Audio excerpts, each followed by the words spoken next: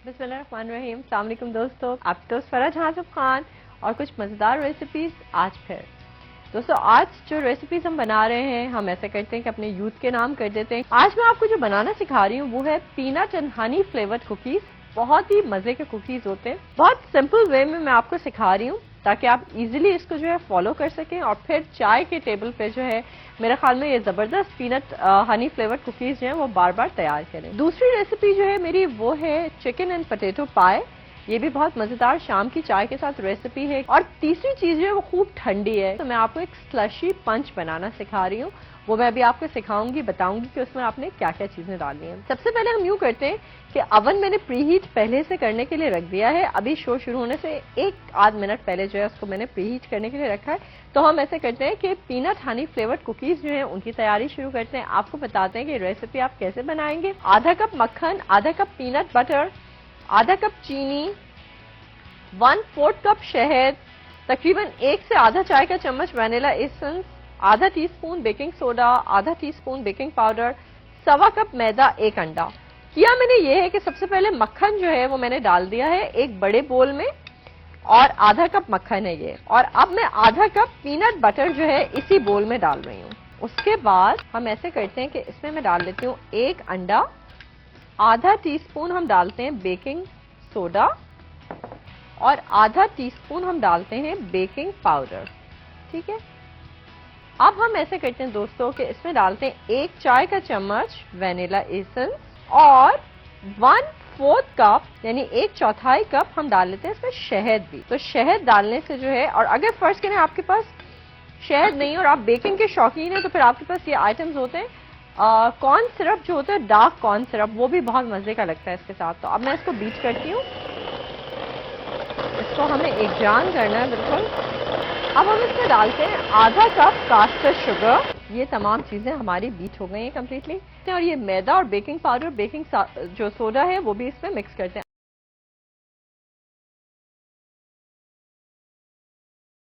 अच्छा जी, अब ये 1/4 जो कप है 1/4 कप, 1/4 कप मैदा जो है इसको भी हम बीटर की मदद से जो है इसमें मिक्स करते हैं दोस्तों।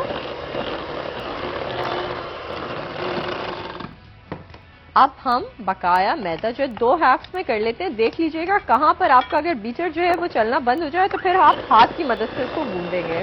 आई थिंक दिस इज इनफ, हमें जितना चाहिए था। और अब मैं आपको बताती हूँ कि कुकीज की बाकी की तैयारी किस तरह करनी है। आपको एक जो बेकिंग ट्रे होती है उसकी जरूरत पड़ेगी।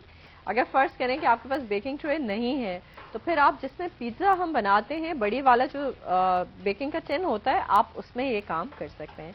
इसको हमें ग्रीस करना है बहुत अच्छे तरीके से, ठीक है। और ग्रीस करने के बाद अब आप ये करेंगे कि आपने ये एक मैंने राउंड कर लिया था, इसको मैं आपको सिखाती हूँ। 2-2 इंच के फासले से आपने ये कुकीज जो हैं इसमें रखने हैं इस तरह करके।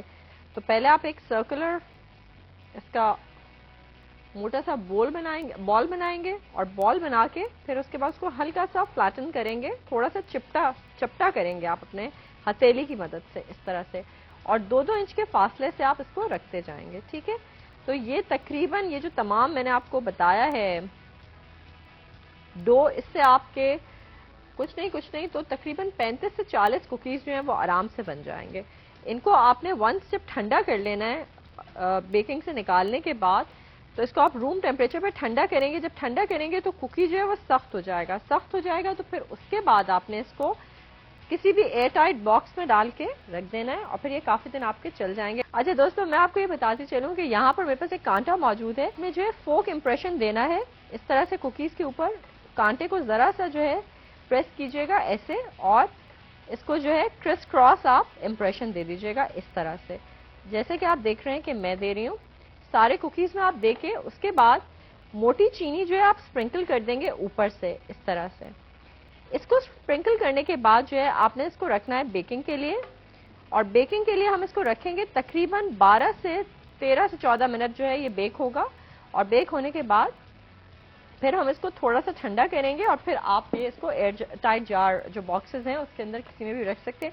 अब मैं आपको बताती हूँ कि इसके लिए इंग्रेडिएंट्स आपको क्या चाहिए। तकरीबन 7 से 8 आप आलू ले लीजिए और उनको जो आप बॉईल कर लीजिए। आलू जब आप बॉईल करने के लिए रखेंगे दोस्तों, तो उसमें एक छोटा सा काम कर लीजिए, आप उसमें डाल दें 2 से 3 जवे साबुत लहसुन के, और साथ में 1 चाय का चम्मच नमक, उबलते हुए जो पानी होगा उसमें आप डाल दें। उससे क्या होता है कि आलू जो होते हैं वो एब्जॉर्ब कर लेते हैं ये गार्लिक फ्लेवर, और बहुत मजे का उनका फ्लेवर हो जाता है। ठीक है, अच्छा इसमें आपको चाहिए क्या, ये मैं आपको बता देती हूँ। चिकन है मेरे पास 1 कप श्रेड की हुई उबली हुई। अब श्रेड बहुत ज्यादा मैंने इसको नहीं किया हुआ, लेकिन लहसुन अदरक और नमक के साथ मैंने इसको बॉईल कर लिया हुआ है। उसके अलावा मुझे 1 चंकी कटी हुई प्याज चाहिए, जिसके साथ मैं थोड़ा सा चिकन को फ्राई करूंगी। 1 टेबलस्पून मक्खन चाहिए, जो प्याज और चिकन को फ्राई करने के लिए इस्तेमाल होगा। आप हरी शिमला मिर्च भी ले सकते हैं, मैंने ऑरेंज कलर की इसलिए ली हुई है कि जरा वो खूबसूरत लगती है। पैसे ज्यादा खर्चने का दिल चाह रहा है तो ऑरेंज ले लें, वरना हरी शिमला मिर्च से भी काम चलेगा। मैंने थोड़ा कॉन्ट्रास्टिंग इफेक्ट देना था, इसलिए मैंने ये इस्तेमाल किए। साथ में मेरे पास हरी प्याज मौजूद है, तो तकरीबन 5 से 6 हरी प्याज का हरा हिस्सा आप इस्तेमाल करेंगे। चेडर चीज है 1 कप श्रेडेड। उसके अलावा व्हाइट सॉस हम तैयार करेंगे, जिसके लिए अगेन आपके साथ मैंने हजारों दफा व्हाइट सॉस की रेसिपी बिला मुबालगा हजारों दफा शेयर की है।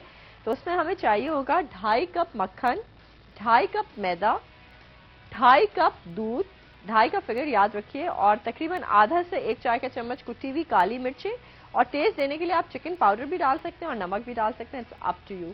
तो हम इसकी प्रोसेसिंग शुरू करते हैं। और उसके अलावा 1 कप आपको केचप चाहिए, मैं आपको बताती हूँ कि किस तरह से इसको तैयार करना है। और थोड़ा सा प्याज जो है वो मक्खन में सौटे करते हैं।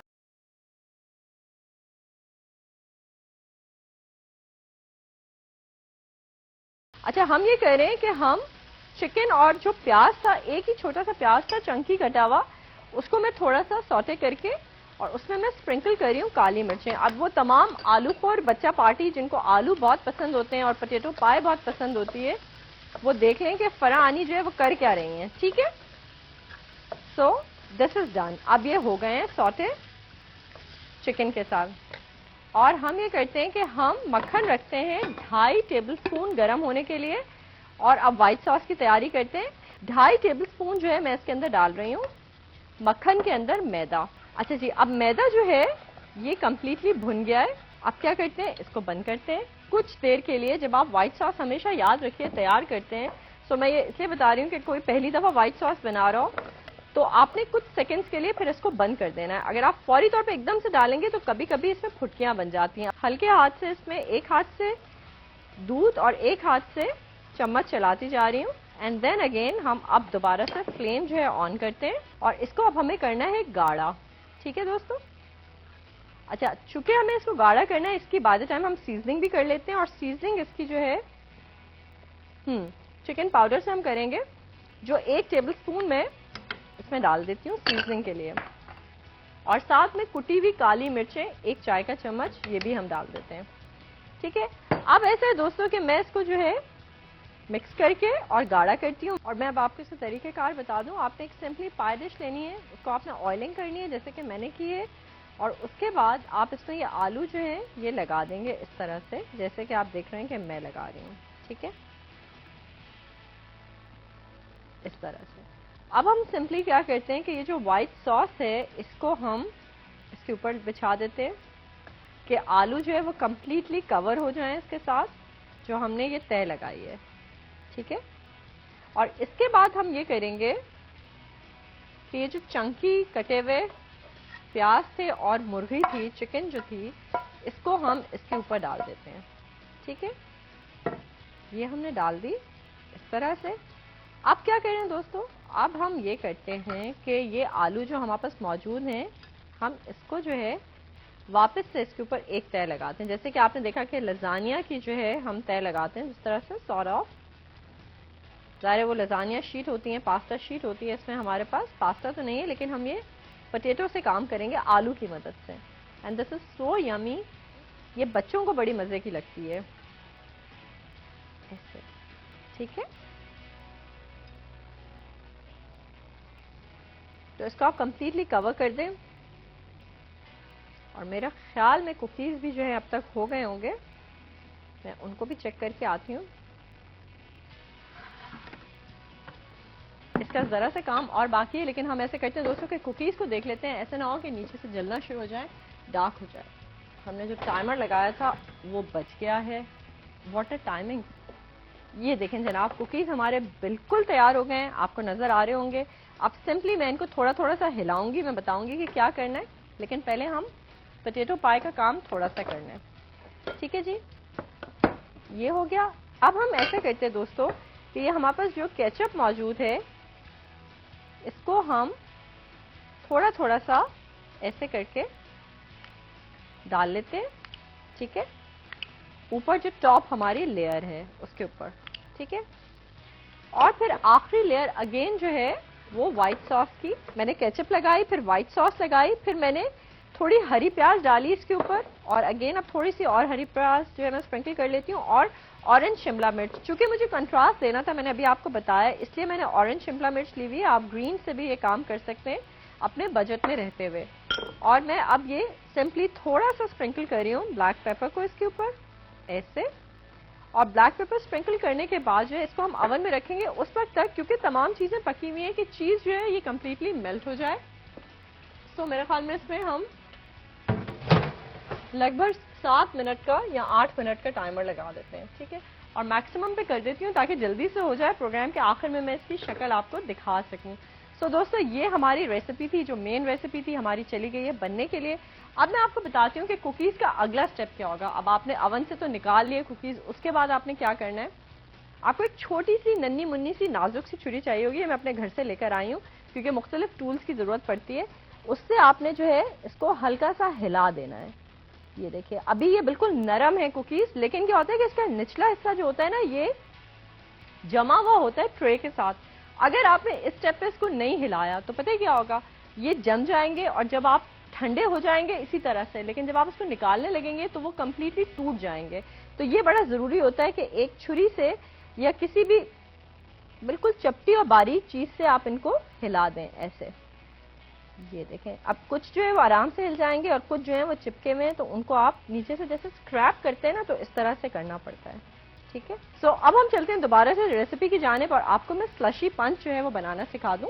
स्लशी पंच का मतलब होता है कि ऐसा पंच जिसके अंदर बर्फ की किरचियों के साथ जो है आप जूसेस को एंजॉय कर सकें। ताजा कीनू का जूस ले लीजिए 1 कप, उसमें आप पाइनएप्पल जूस डालेंगे 1.5 कप, 1 नींबू का जूस भी आप डालेंगे। उसके साथ दोस्तों आप डालेंगे आधा कप चीनी, साथ में हम डालेंगे इसमें 1 अदर बनाना।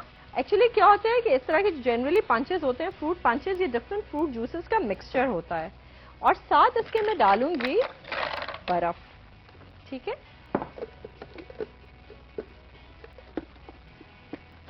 तो हम ब्लेंड करते हैं। वंस जब बर्फ बहुत अच्छी तरह से ब्लेंड हो जाए, यानी आपको ये लगे कि बर्फ की किरचियां जो हैं वो कंप्लीटली इसमें आ रही हैं, तो फिर आपने क्या करना है कि व्हाइट सोडा की एक बॉटल लेनी है, जो कि नॉर्मल बॉटल होती है, वो आपने इसके अंदर डाल देनी है। सो इस तरह से आपका ये बहुत ही मजेदार किस्म का पंच जो है ये तैयार हो जाएगा। पाए होगी यहाँ पे, और अब हमें ये पंच निकालना है, स्लशी पंच। तो दोस्तों, ये तो हो गई हमारी जबरदस्त चीजें देखें तैयार। इस तरह से बातों बातों में, दुआओं में याद रखिएगा, ढेर सारा ख्याल रखिएगा अपना। अल्लाह हाफिज।